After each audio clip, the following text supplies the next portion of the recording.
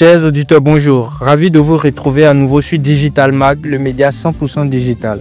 Aujourd'hui, nous allons vous faire un tour d'horizon de l'actualité numérique de la semaine du 28 septembre au 5 octobre 2025 et voici les principaux titres.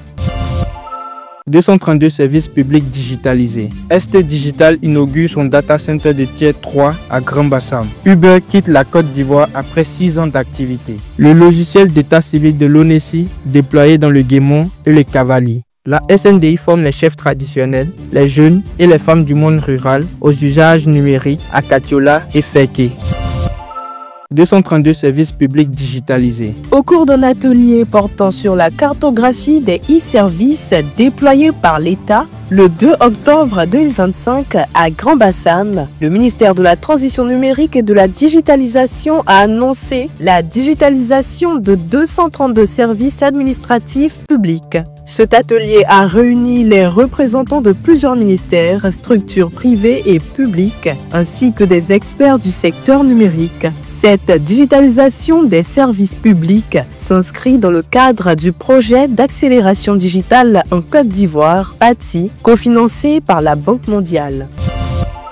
ST Digital inaugure son data center de Tier 3 à Grand Bassam. Le groupe ST Digital Côte d'Ivoire a procédé à l'inauguration de son data center le 2 octobre 2025 au siège du VITIB à Grand Bassam. Ce data center de type Tier 3 est capable d'accueillir environ 160 racks de 42 serveurs chacun, soit plus de 6000 serveurs physiques et plus de 50 000 serveurs virtuels. ST Digital ambitionne de renforcer la souveraineté numérique du pays tout en restant ouvert aux échanges internationaux.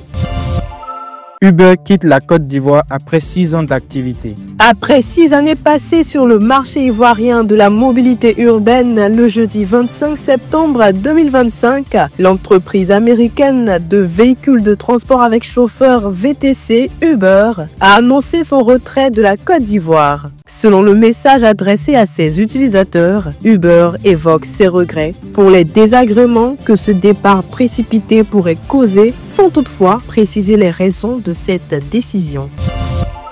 Le logiciel d'état civil de l'ONESI déployé dans le Guémont et le Cavali. L'Office national de l'état civil et de l'identification a procédé au déploiement de son logiciel d'état civil dans la région du Cavali et du Guémont du mercredi 26 septembre au jeudi 1er octobre 2025. Cette opération a consisté à former des agents d'état civil des sous-préfectures et des mairies de la région du Cavali, une action simultanément menée dans la région du Guémont.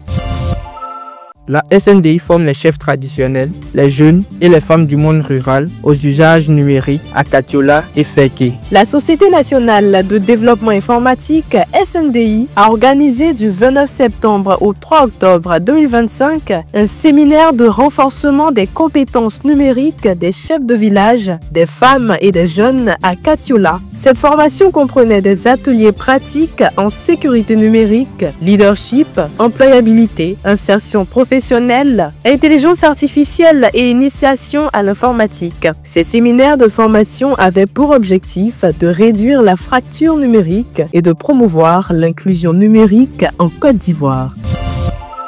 C'est tout pour ce récap d'actualité. Merci de nous avoir écoutés et à la semaine prochaine pour un nouveau numéro.